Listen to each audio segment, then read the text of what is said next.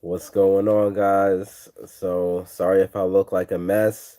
If you are seeing this not live, but kind of after the fact, um, I'm not spending too much time on this because it's not really that important, but I'm just getting over COVID. So, fun times, right? So, we are talking about um, isometric training, specifically OI, and weightlifting, and how to incorporate both so that we maximize the power gains that we get from isometric training. So real quick, I am just making sure everything is set up here on the live stream, and then we can get to work. So I have four main subtopics in this main topic to talk about. But as we are going through the topics, if anyone has anything that they'd like to ask, and this goes for after the fact too. If you are watching this after the fact, after we're done recording, and something comes up, comment in the comment section, and then I will get back to it. All right, where's the live stream here? Okay, looks like we are not good, but I don't know. It's not working. It's kind of annoying, but such is YouTube, right? Anyway, okay. So, oh wait, hold on. I'm sorry. I just want to make sure that if someone comments, like, it's so much easier to do it right on my laptop here than on my phone while I'm trying to. Is that it? Can we do it? No, I'm gonna have to do it off my phone. Great. Okay, cool. All right, we know what we're just gonna go in. So, first subtopic of actually, before we go into the first four, I want to tell you guys what I've been doing with my own Isochain training and soon to be Isomax training with weightlifting. First of all, if there's anybody that comes into this stuff and they're like, they might be skeptical. It's okay to be skeptical. I'm never going to tell somebody to just blindly accept anything that someone says and to be naive. I feel like everybody should always kind of be like, at first, but wisely, not stupidly. So I will say that with the isometric training, the concentric phase of the lifts that I've been really practicing have increased. And when I cycle some of the exercises out, I do notice it doesn't happen right away. It usually takes about a couple weeks for me to notice the decline. But when I cycle off of it, I do notice a decline. So for example, the front raise, I'm not doing the front raise right now, but my front raise is strong right now. It's strong. I'm talking about in the weight room. So I'm gonna probably notice a decline, but I have noticed a huge increase with my shrugs. Initially, when I first started the channel, I had this is like a clip of me doing like a 500-pound shrug, and I don't mean just like a point two, like that would be ridiculous, and I'm just opening myself up for ridicule and criticism. I mean, my shrugs moved up and down, guys, and I couldn't believe it myself. But I cycled off of the front shrugs, and so it didn't happen right away, but over the course of time, it went back down. So I'm cycling it back in. It's coming back up. Very good exercise. Very good. The shoulder press has been a little tricky, but I'm using the isometric shoulder press. One set of 6-second contraction every single day, except for the last couple of days, because as you can probably hear. But great. Not every isometric session that I have, my numbers are going up, and it's kind of like that stereotypical excuse me, it's like that stereotypical line graph that I commonly talk about in past videos and even to this day, where we want success to just be a continual progression upwards, but that's just not how it is in real life. It's just always like that ooh ooh ooh ooh. We're always gonna have those little dips, but that's part of it, So I would love to tell you guys that every day I do ISO, my number goes up, and it just doesn't. That's just not reality. Some days I have a couple of days in a row where it goes up, but it just doesn't. But overall, in a 30-day period, you definitely notice a difference. It's definitely higher than when it first started. Um, One more thing before we get going on the main four here is that I have transitioned to now more compound lifts because I really want to focus on mind muscle connection for multi joint movements for the gym. I feel like right now I need to be focusing on that, especially my lower body multi joint movements. I really am looking to build up my quad size. My hams are fantastic, my glutes are fantastic, so I'm just looking to build that up. And my calves also. So that is like my main focus. So I have now transitioned um my Isochain sessions to be synergistic with my weightlifting session. So other than that, it's just I'm training for what I'm looking to get out of it. If I were training for something else, I'd probably switch myself up. Um, all right, now I'm looking through. Oh, I can look through my comments here. Oh, that helps. Um, Isometric King, man, you giving me nah, I'm not, man. I'm a student. I'm a student just like everyone else. I'm still learning. There's still stuff I don't know. There's still stuff. I will be as real as possible. But I appreciate the comment. Marzi, man, you OG, bro. What's the chances that you could get more progress done when doing fasting and moderate use of the iso chain? Are you talking about weight loss? Are you talking about like getting shredded? It would just depend on exactly what you're looking to achieve with it. But I mean, fasting, you're definitely gonna be on a cut. I mean, for sure.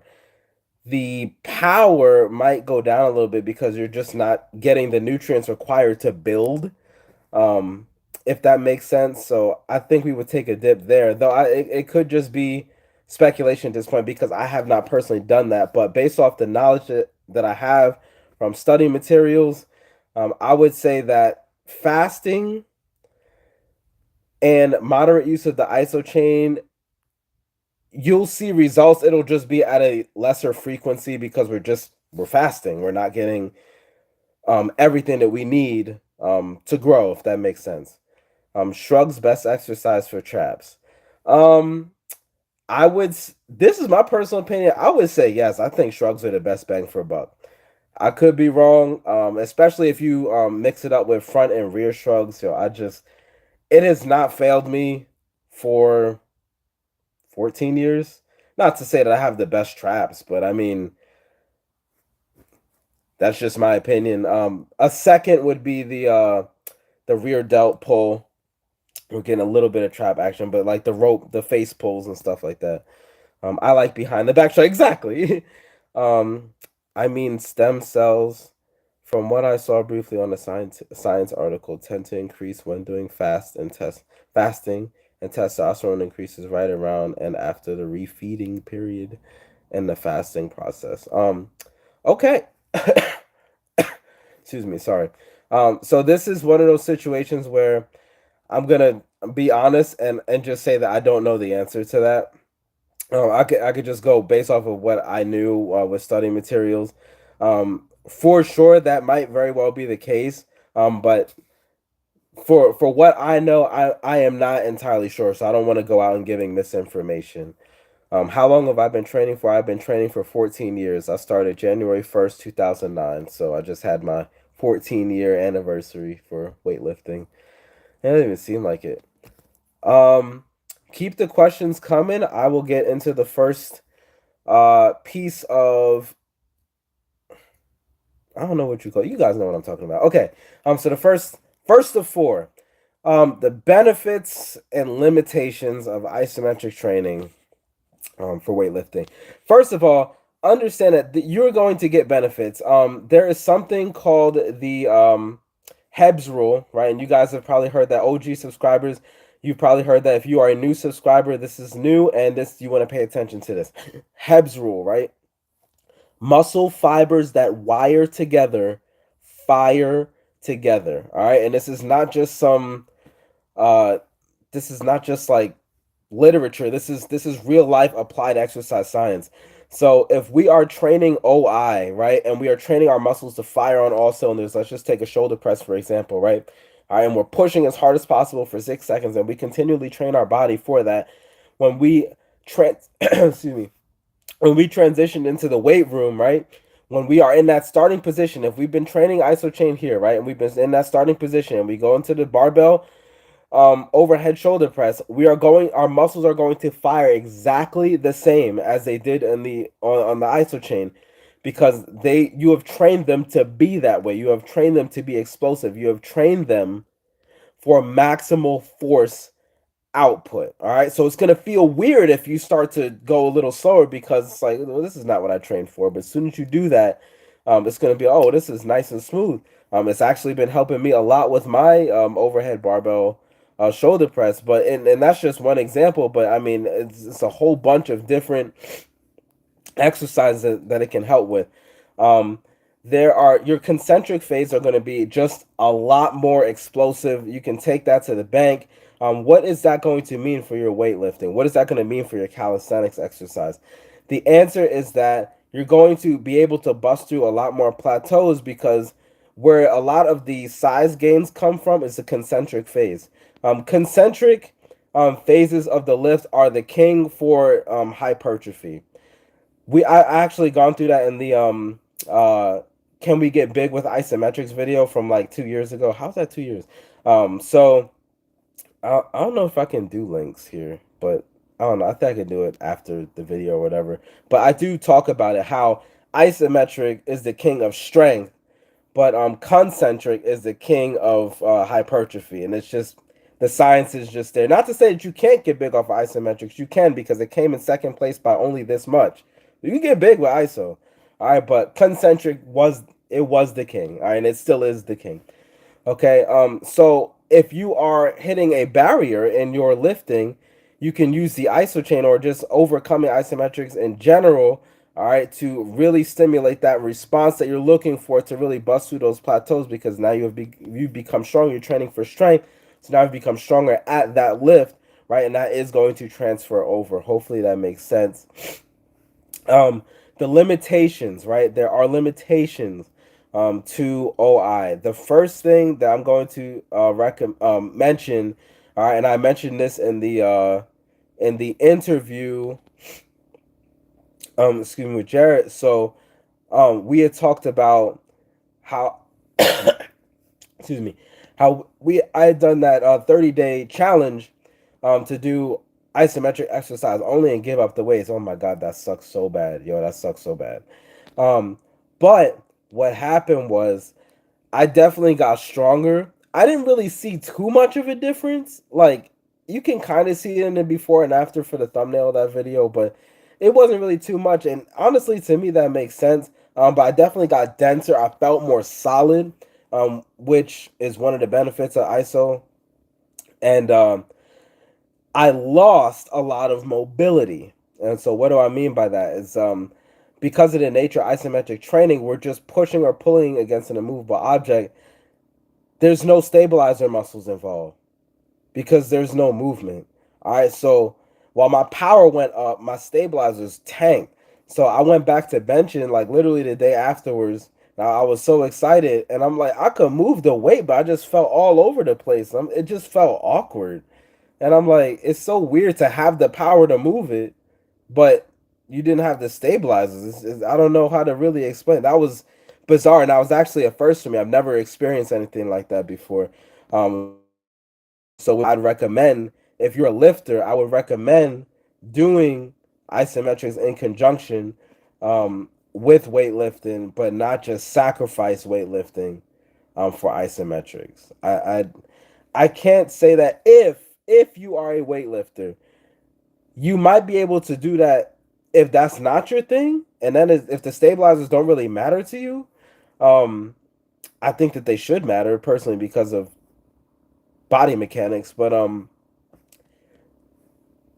that's a hit. That's a realistic hit that I took, and I'm glad I realized that pretty early on in my training. And I'd made a comment a year or two ago about when I'm older, I'll inevitably switch to measurable isometrics instead of weightlifting, And when I say older guys, I don't mean like in 10 years. I mean like 70, 80, God willing, because for now I like to move stuff. I like to lift things up and put them down. All right. And so as long as my joints are going to allow me, which the Isochain has helped me a lot with, I'm going to keep doing it. All right. Before we go on to the next, I wanted to see, yes, more messages. Thoughts on the new Isomax and chest press setting, bro. Oh my God, Ali. Oh my God, yo. I'm so I cannot wait to get my bench up, bro. Like I cannot. Like I feel like I've just hit a sticking point. Not like, all right. Here's what I mean. Before I answer that question, right? So the ISO chain for the chest press, the ISO max for the chest press is going to be absolutely insane. To be able to hit the pecs, and that plane is going to be fantastic for the body. It's going to be fantastic for the rotator cuff. Um, I felt like last year I hit a limit on my bench press, right? Because I was able to get 315 for like a sketch two. And I have a video on it. And I'm just like, I really don't feel like it. Just felt like my right shoulder just, I don't know. And it might be an injury there, I don't know. But I knew that strengthening it with the ISO chain at the time and now ISO max would help, because whatever is bothering me there is a connective tissue issue. It's not a muscular issue. So what I've had to do is back down off the 275 benches and start doing 225 for reps. I'm up to 15 now, which is all well and good, but I kind of want to go back to that stuff, but I don't feel comfortable. So I'm kind of holding off for now, going for reps till the ISO max comes in, get used to that first, and then maybe around like the end of March, I'll start to mess around with like heavier weights for bench, and I'll document it all. So you guys will see videos on this. But I mean, it's going to be absolutely incredible. Because the pecs are, they're important, and so it's important to get it. And like the chest press that we had access to before, it's not terrible, but it's not as good as the Isomax chest press. Could I do a full video on the history of isometric? Actually, I already have it. I think I made that about 2 or 3 weeks ago. On the history of isometric training. I think it's just I get right to the point. It's about a 4 or 5 minute video on the history of isometric training. So if you want to check my content, should be there. At work, just joined, getting ready to purchase the ISO Max. Yeah, Bob. I'm so excited, yo. I can't wait to do this. Like everybody's gonna love this thing. Like, you know what I really like about it? This is kind of underrated. And I'll make a video about this also. Um, is I have this Under Armour gym bag, and I could never fit the basic plate for the ISO chain in it, and now I can fit the ISO Max, so now I can easily travel with the ISO Max and have it not be clinking through the freaking hotel lobby like last year. We bet anybody can relate. But oh, excuse me. I use isometrics with my power block dumbbells, bands, and bullworker models. Power block dumbbells. I'm not sure what those are. Bands and bullworkers. I'm familiar with those. Could fasting while using the ISO increase stem cell to the muscles you train with the ISO, like traps? And the moment you refeed, will it increase the strength more so than not when you do fast?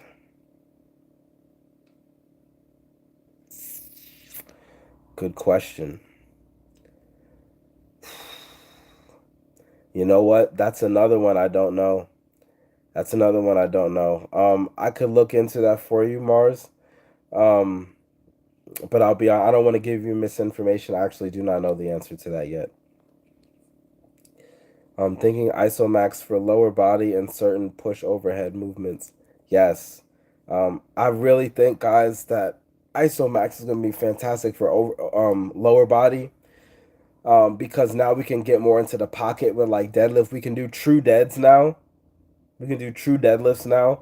So what I plan on doing is getting the barbell downstairs, putting a 45 on each side, and then measuring the length from the floor to the top of the bar, and then um, finding out how much distance that is in inches, and then just transferring it over to the Isomax, and now we have true deads. So literally launch phase deads, the stuff that I usually catch crap for on my like YouTube shorts, like, oh, that's not really a deadlift, that's a rack pull, where they're missing the point.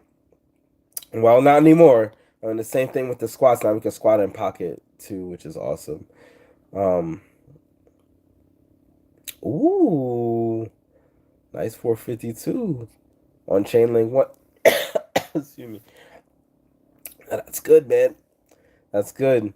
Wait till we get, oh my God, like when we get like the low deads, yo, it's gonna be, people gonna be getting stupid strong. Like, we were already getting strong with, like, the Isochain works for deads at chain link one, but to be able to get down in the pocket, do you know what, like, strengthening up your launch phase for deads is gonna do? Same with the squat, it's gonna be insane.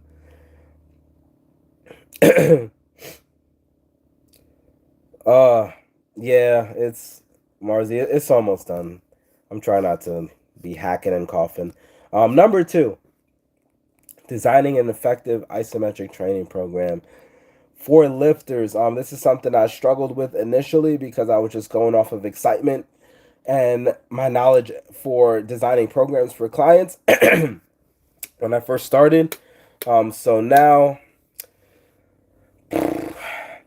here's what I would tell someone if they are a weightlifter or if they practice calisthenics: do your Isochain stuff first.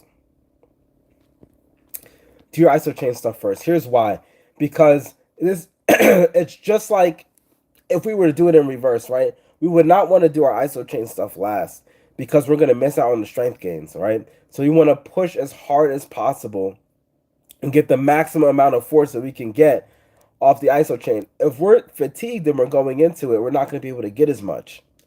But if we go in at 100%, yeah, the calisthenics or the weightlifting might be a little weaker, but actually not by much, right? Because of what's called the Fen effect. It's something that we just don't have with weightlifting, where the recovery time from isometric exercise is drastically reduced. So we can go into a full um, like dynamic workout and not be as fatigued versus if we do a dynamic workout and then we go into isometrics, we're still fatigued because of all the work that we did. And it's because of the fact that there's no movement in it. So I'll go into more depth in the Fen effect video. If you haven't seen that, go and check it out on the channel. Just type in Fen effect in the search bar. But you could find it there, and I go into everything in detail. So I would always recommend doing that. I did 1x6. 6x6 might be a bit much right before going into your weightlifting. So here's the next thing for weightlifting. I would probably recommend no more than 3x6 if you're going to do it daily. If you want to do a 6x6 protocol and still weightlift like 4 to 5 times a week, I would do the Isochain 2 or 3 times a week at most. And here's the reason why. Because and before I go into the reason why, I personally find that a 1x6 works really well for me. Really well. It's not invasive, it's not intrusive in my weightlifting. I never feel like I'm gassed going into my weightlifting. It's just nice and smooth. I'm still able to progress with my isometrics, and I'm still able to progress with my weightlifting, and my joint integrity is fantastic. If I start to gas it up, I could go to 3x6 with my program now. I have a push pull leg program. It's like the traditional bodybuilder split. It's nothing crazy. But if I do that, the 3x6 is, I'm right at the verge of like running into CNS fatigue. I don't want my central nervous system get taxed, because when we do these lifts at the highest end of the force velocity curve, our central nervous system takes a pounding. It's just like with if we're practicing for like powerlifting, right? If you're training at these like 1 to 3 rep range per set lifts, like your central nervous system will be it's gonna be taxed, right? So we can't just keep beating on it. That's why when you strength train, the rest time is what, 2 to 3 minutes before you go into the next set. All right, makes sense, right? So it's the same thing here. You just got to be careful because we're even higher than that. We're even higher than the strength training rep range. So we're putting even more demand on our central nervous system, which is fine, but we just need to make sure that we program everything else properly. And that's why for the 6x6, I'd recommend doing 2 to 3 times a week instead of daily. Does that make sense? So with that, how many exercises? I would say it depends. It depends on what your split looks like. For example, my split is a PPL, like I just told you. So my my Isochain split is a total body, and it takes about 6 minutes to do, and it's uh deadlift times two. So I do two deadlifts, I do two hack squats, I do a calf raise, I do a shoulder press at mid position, I do a shoulder press at high position, and I do shrug and row. Yes. So notice how there's key elements in that missing, right? I'm not hitting every part of my body. I'm just hitting the parts that I really want to increase. Does that make sense? So it works for me and what I'm doing right now, and that's why my programs from the past looked a lot different because at the time I was training for different things, trying to get to where I am now. And so right now my Isochain program looks like how it is right now because I'm trying to increase the things I'm doing in the weight room right now with that. Hopefully that makes sense. Sometimes I'm a little scatterbrained, but hopefully you get my point. Man, I sound like crap. Okay. Um, the role of isometric training in overcoming plateaus in weightlifting. So we had kind of talked about that in the first topic, but again, it comes down to we are training in the highest end of the force velocity curve, right? Excuse me. So we're pushing with everything that we have, and because of Hebb's rule, that is going to translate into the weight room. It 100% is going to translate into the weight room. You might have noticed that without even trying, it has translated into the weight room. That's because if you've been doing this for 30 days, OI, and taking it seriously, not just taking it like doing OI is like this novelty thing that, might work. Taking it seriously as we understand that weightlifting works. Taking this type of training seriously, and then you go apply it into the weight room, it is going to translate, and you're going to notice that. You're going to notice that. Another thing is with overcoming plateaus, right? I'm not saying that you're going to overcome it next week. All right, it might take a couple weeks, but sometimes that happens because of the mind muscle connection. So sometimes it takes a little bit. Like, say for example, if you were training for endurance or hypertrophy, and this I mean, now we're almost on the opposite end of the force velocity curve if that's what you've been training for so far. So it's like asking a long distance runner to start sprinting. It's just like, okay, I mean, well, eventually they'll be able to do it, but they're not used to that yet. So it's going to take some time for their body to get acclimated. It's not to say that they won't inevitably be able to produce that power, but some changes need to be made in order to do that. Starting with probably a caloric surplus. But y'all get my point. So, excuse me.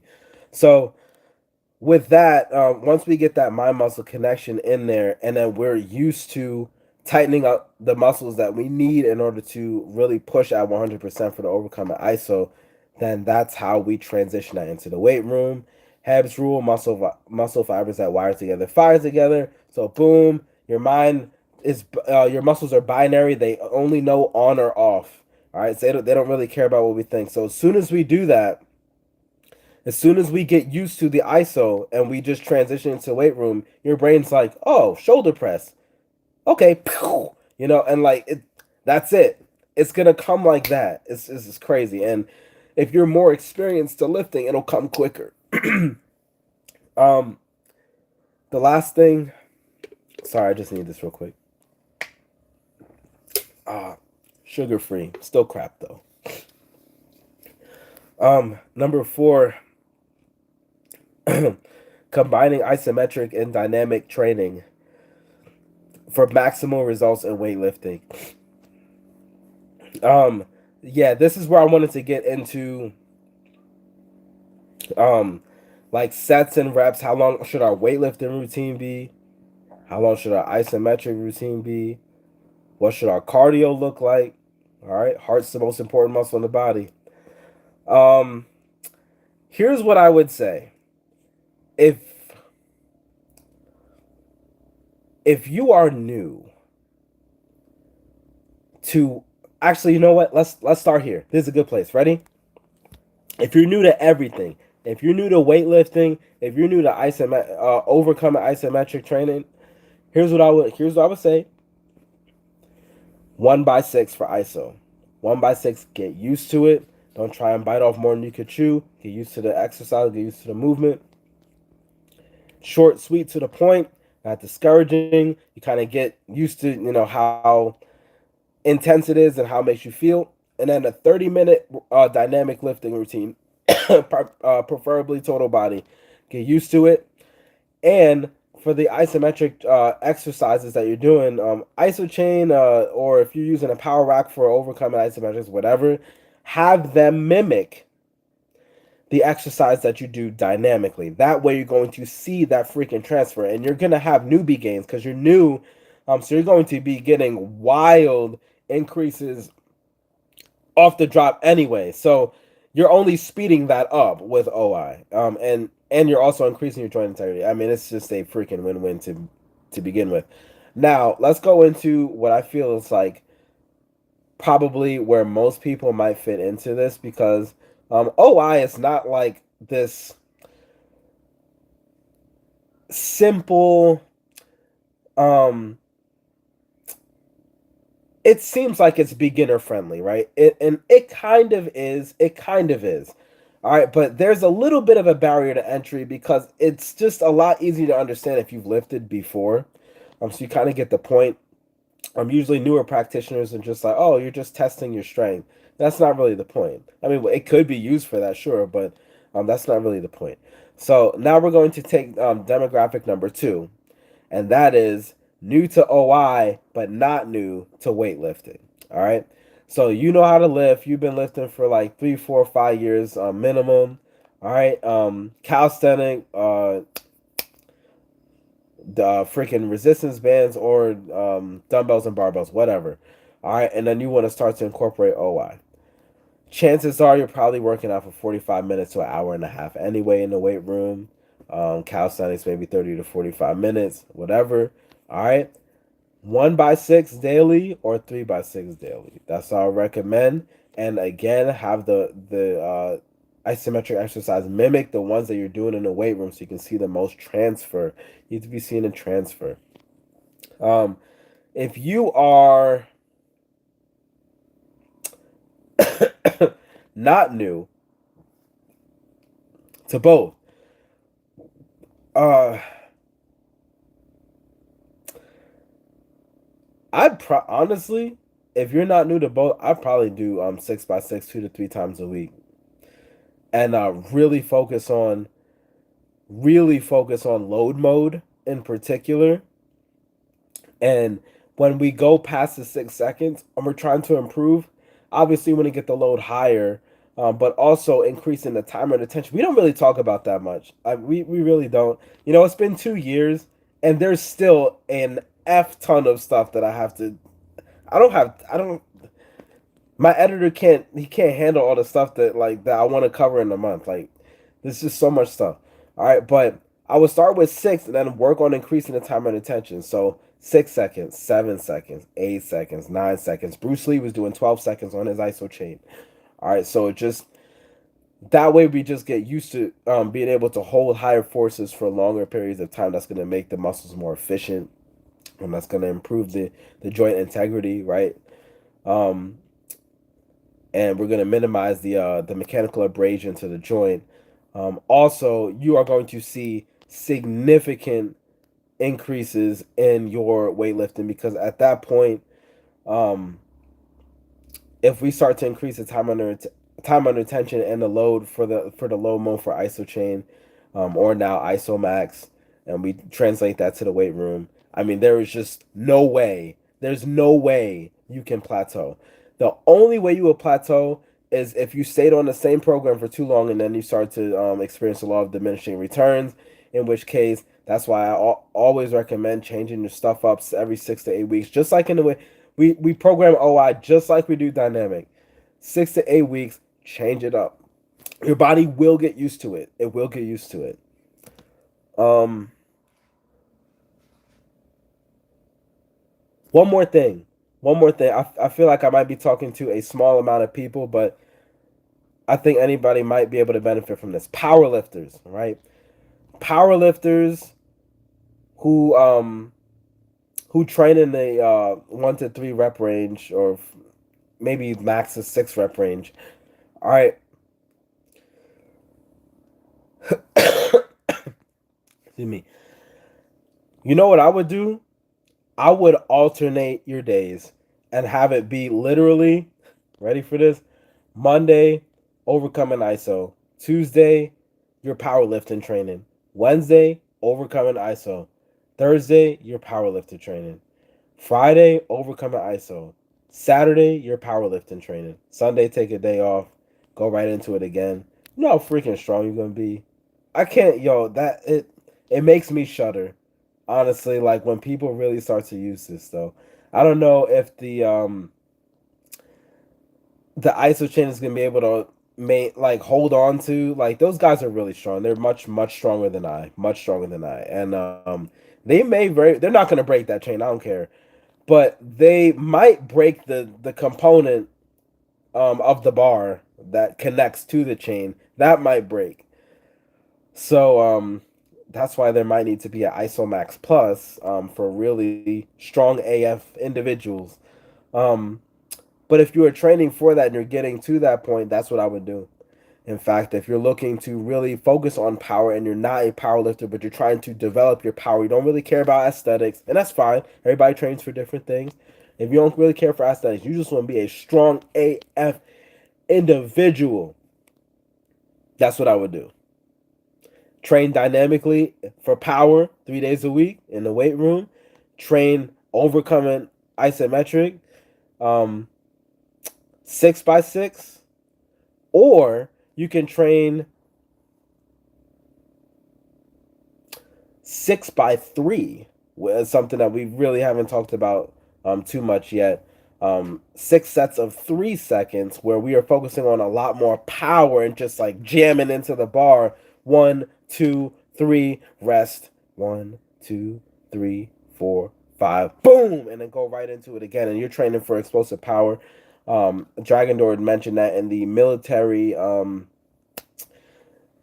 power isometric isochain routine that they came out with, which is actually very wise. And this is not even talking about hypertrophy no more. It's just talking about just raw power. So that is pretty much all I have for that. Are your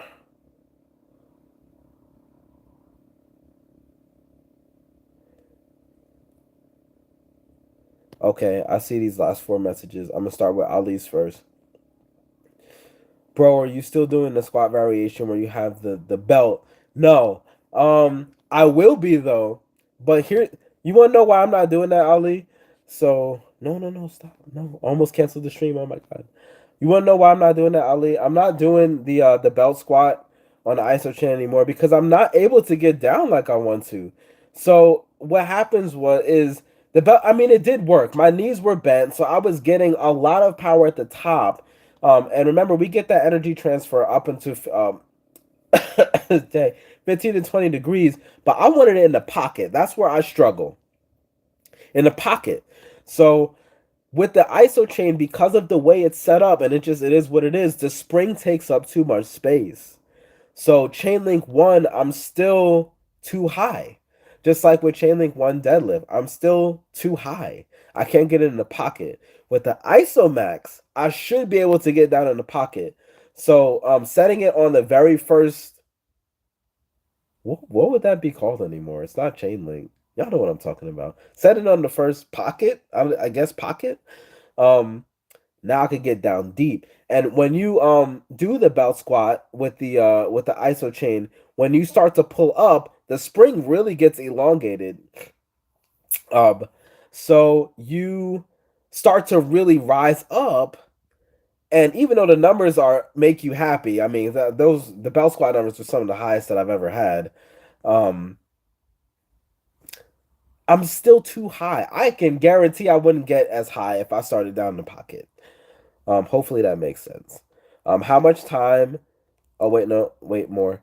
Um, do you think that the isochain can be combined with calisthenics? Yes. Yes, I do. As far as the program, um, I think that would be the topic of another video. You just gave me an idea. That will definitely be the topic of another video. How have I not done that yet? I don't know. See, there's just so much stuff to cover. How much time rests between strength sets? 30 seconds. 30 seconds.